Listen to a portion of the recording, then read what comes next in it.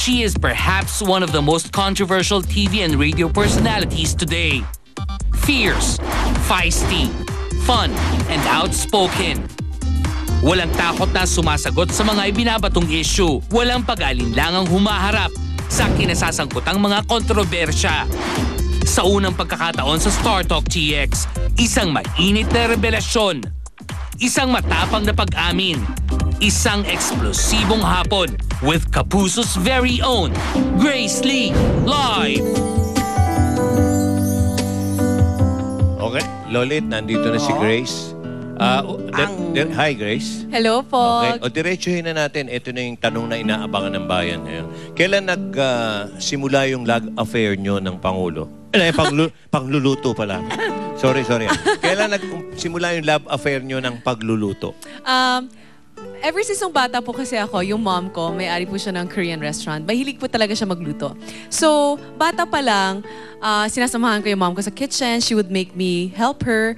Kaya bata pa lang po talaga, may interest na talaga ako sa cooking. Akala ko sabi mo kanina, nakita mo na si Grace nung bata pa. Ay, neighbors po kami. Kapit-bahay ko yan. Nagsiswimming dun sa swimming pool. Tapos syempre nung bata ako, he was such a big star. Tapos kami ng mga kaibigan ko, sumisilip-silip lang kami doon sa may Yung mga anak ko, window. nakaka-swimming niya doon. Hindi ko nalaman kung lumaki section. Sana nakiswimming na ako. Nilagot ka sana? Band ka sana sa Malacanang ngayon? Sa may Quezon City. Ikaw, Lolit. Ano yung teleserye ng Koreano dati na tungkol sa luto? May cooking. Daejanggum si Jewel in the Palace. Daejanggum kasi is the Korean title. Magluto talaga yung mga Koreana. Ay nako, one of these days, pwede po ba ako magluto for both of you? Talaga? Imitahin niyo ako ha, tapos magluluto po ako. Yun. Okay. Lolit. Sa buhay mo, maraming kontrobersya ang nagdaan, di ba? Oo nga po, hindi ko pa alam kung paano nangyari. Kaya nga, paano ba nangyari yun at paano mo nalagpasan? You know, it's all in God's time. Na-realize ko nga po hindi ko kayang kalabanin or I cannot force certain things from happening or not happening in my life. So, you know, I've learned to just surrender everything to the Lord na kayo na po bahala kasi kung pipilitin ko, hindi rin talaga mangyayari. Ako lang din na masasaktan din yung mga taong pumapaligid sa akin. So, I really learned to let go. And I think I've become wiser in the past couple of months. Ikaw naman, ang bigat agad nung tinanong mo, panghuli pa yun. Panghuli ba yan? Gusto kong malaman, dati nasa chibog ng usapan natin. Grace, kung sakali bang magkaroon kayo ng restaurant, magtayo ng mami mo, anong klaseng restaurant ay itatayo mo? Siyempre Korean, no? Hindi. Tama. Tanong natin. Korean talaga? Opo, kasi yung Korean food na niluluto po ng mom ko, na recipe, handed down to me. So sabi ko nga sa nanay ko, magbukas tayo ng restaurant na Korean food. Very good quality Korean food na mura para ma-afford. Korean supermarket? Meron po. Yung mom ko, meron po siyang 2 groceries. So, maybe we can do something that's related to Korean cuisine. Okay. Alam mo, may kasabihan tayo. Si Lolit naniniwala ron sa the fastest way to a man's heart is through his pockets, no? Pero ikaw, yung the fastest way to a man's heart is through his stomach, naniniwala ka ron, Grace? Ay, naniniwala po talaga ako. Okay, eto ngayon. Iba talaga ang plus kung naniniwala ka doon, para makuha mo ang atensyon ng isang lalaki, anong pagkain ng ihahanda mo? Anong klase? Nako, ako po, Eksakto, marami. wag mong sagutin, Korean food. Hindi, anong klaseng food? Actually, ang passion ko po talaga, Italian food. Anong Italian food? So, baka siguro risotto po, lang yan. Ay, mahirap po kaya gumawa ng risotto po. Eksakto. Ano nga gagawin mo? Pero siguro po, gagawa ko ng ng steak, siguro bonggole na pasta, simple lang, pero masarap. Osobuco, masarap din po yun. Or mga ribs. Di ba po kasi mga lalaki, mahilig po talaga sila sa karne. So, something... Para may kapastusan yung sagot. Tanong mo. po? Bakit? Ang mga lalaki mahilig sa karne. Ano ka? Ayusin mo yung buhay mo, Grace, ha? Ito, hindi na mahilig sa karne. Magpapa-stem cell na nga ito. Itanong mo yung sa yung pundo-pundo. Napakasaya pala dito. You should invite me more often here. Ang saya dito. Grace, meron akong tatanong sa'yo. Opo. Sa lahat ng mga niluluto mo, sa specialty mo, ano ang pinaka-paborito ni Pinoy? Hindi naman siguro fondo, di ba? Actually, mahilig din po talaga siya sa beef, no? So, Sa karne rin. Mahilig rin siya sa Mahilig karne? sa karne. Ay, hindi. Boy, karne yun eh, di ba? Wow. Okay. hindi ko nga masabi karne po. Nahiya ka ngayon. Oo. Hindi. Mahilig din po siya sa Korean food. Tsaka yung Mahilig po siya ano sa ba yung bulgogi. sa- Diretsuhin mo na. Ano? Kasi sa isang interview mo raw, Grace, Oo. ikinumpara mo si Pinoy sa Fondue. cheese fondue. Fondue? Oh, fondue. Oh, bakit? Bakit? Well, actually, marami po silang tinanong about names and what I would identify Kung sino them with personality, pagdating sa pagkain po, no? Nagulat lang po talaga ako, binanggit nila po siya. At naisip ko lang talaga kaagad fondue kasi mahilig talaga po siya Sa mga dessert. fondue. Fondue Di na ba cheese dessert, po oh? ba? Yung ba yung sinasawsawan? Opo. Yung bread So na may mahilig din siya cheese. sa mga sausaw-sausaw. Hindi nga. Hindi yung ginaganon nyo. May sa tsokolate. Hindi ba minsan? Why do I have a feeling I'm gonna get into so much trouble after this show? Hindi nga. Ganon yung may palito yung ginaganon lolit. Ang reason ko po kasi kung bakit ko po sinabi fondue na napakasimple po siyang dish pero the flavors are so deep, very Mga Koreano sa interesting. flavors. Opo. Halo-halo. Opo. Okay, eto ngayon mga kaibigan, puro chibog. Nagutom kayo at naglaway kayo sa pag-uusap namin ni Grace at ni Lolit. Ano yung bagong cooking show mo? Ay, ito Ikwentuhan na mo po. kami. Ayan. Cooking with the Stars.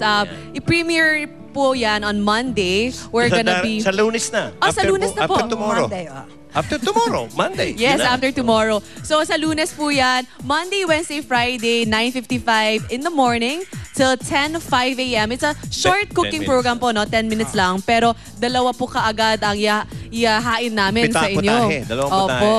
So, with replays po yan sa GMA News TV, 11, Tuesdays, Thursdays, and Saturdays. Sa 7 p.m. naman po. So, 7 to 7:10 p.m. May tatanong ako. Opo. Ayan na.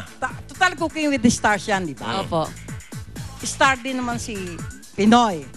At saka si Shalani. Magiging guest ba sila dyan? Kino-consider niyo ba? Kasi hindi ko po alam kung papayagan po sila kasi syempre nasa ibang network po ang isa. At si Presidente naman po very busy with his work schedule. He is always on the go. Oh. Have a lot of things Lolit? that he have to take care. He'll have to take care of. Si Grace, no? Oo. Kaya nga hindi nakakatakot tanungin. Kasi Oo. lahat nasasagot niya. Hindi, ano yan, masayahing tao yan eh. Tandaan nyo po, MWF 9:55 hanggang 10:05. Opo. Okay, Cooking with the Stars. Stars. Marami po kaming kasamang stars.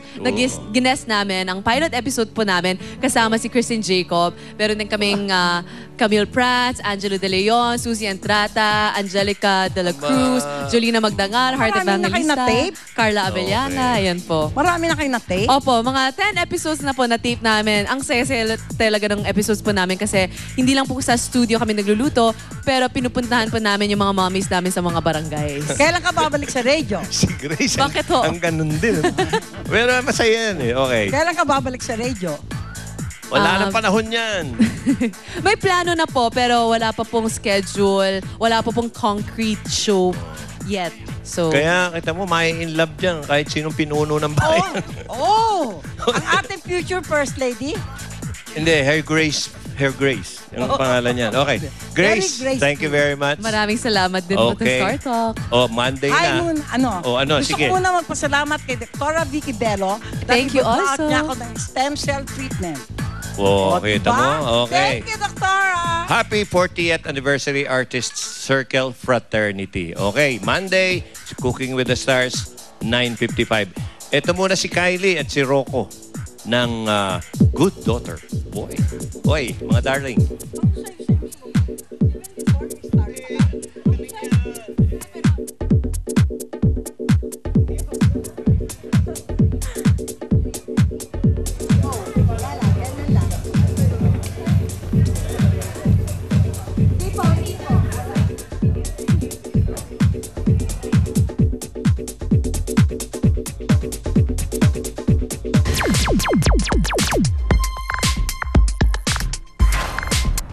Mas masaya talaga ako sa piling ng kapwa ko babae.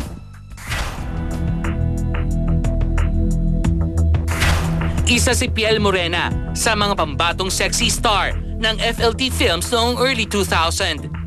Pero kinailangan niyang iwan ng showbiz sa kabila ng magandang takbo ng kanyang career. Ang totoo kasi noon talaga, mag-aalaga ako ng mom ko. Nag-Japan ako for a while. And then, pagbalik ko, nagtuloy-tuloy na kasi, sobrang lumala na yung sakit ng mom ko. So, parang lahat din ng mga naipon ko noon, nauwi din sa pagdadialysis ng mom ko. And then, meron din kasi akong inadopt na baby noon. So, halos magkasunod sila eh. So, January 1, 2005 namatay yung inadopt ko na baby. And then, February 1, 2005 naman namatay yung mom ko. Tubong Angeles City, Pampanga. PL chose to live a private life in Cabanatuan. Pero nagtapos siya ng kursong BS Computer Science. Na-realize ko na hindi ito yung magiging magiging future ko kasi all the time halos wala rin akong pera noon eh. Pag alis ko pa lang ng showbiz, nag-start na ako ulit from zero. After nung kumbaga nag-try ako mag-work sa Makati, ganyan. Noon, nag-try ako ng mga simpleng works like yung sa mga office works, lahat ng pwede kong pasukan. Even call center. Bagamat nagkaroon din si Piel ng relasyon sa opposite sex, ibang kasiyahan din daw ang dulot ng pagkakaroon ng kasintahang kapwa babae. Happy ako sa naging resulta ng aking pag-experiment sa buhay. So, kailangan ko ngang malaman kung saan talaga ako sasaya, 'di ba? So, I found out mas masaya talaga ako sa piling ng kapwa ko babae. And open pa rin naman ako kasi both side. Kumbaga yung preference ko, medyo nagdi-lean dun sa other side, pero hindi naman ibig sabihin close na yung door ko for the other side, diba? Kumbaga sa mga guys. Sa ngayon, buhos ang atensyon ni Piel sa export-import business. So meron akong friend na Japanese na sabi niya, may mga orders ka ba, ganyan. So, pwede kong dalhin, ganyan. And at the same time, sabi niya, if you can help me, sabi niya na dahil meron din ako mga orders from the Philippines, ako yung nagdadala sa kanila. Like yung mga fish, yung mga pang sushi, sashimi. Yes, ako yung nagdi-distribute nun. Sa akin niya binabagsak dito. Ayon na rin mismo kay Piel, once an actress, always an actress. Namimiss ko ang show business. Gusto ko talagang bumalik, di ba? Siyempre, alam ko naman kung ano na ang edad ko ngayon, di ba?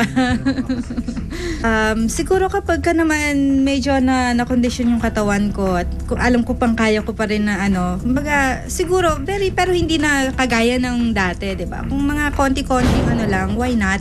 Mas panatag ngayon ang kalooban ni Piel sa kanyang walang takot na pag-amin ng isang maselang katotohanan sa kanyang pagkatao. Yung tomboy issue tungkol sa akin, so sinasagot ko na ngayon, di ba? Alam ko nakahang pa yan, malaking question mark yan before, no? So, hindi ko nasagot yan before. So, ngayon, eto na yung sagot, di ba? Oo na nga.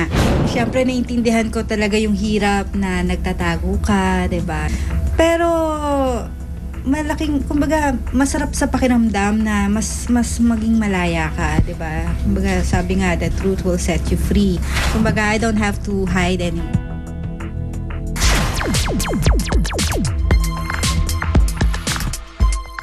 Hunk at environmental advocate na si Ian Somerhalder, humanga sa mga binisitang lugar sa Pilipinas. El Nido is one of the most beautiful places in the world. Incredible.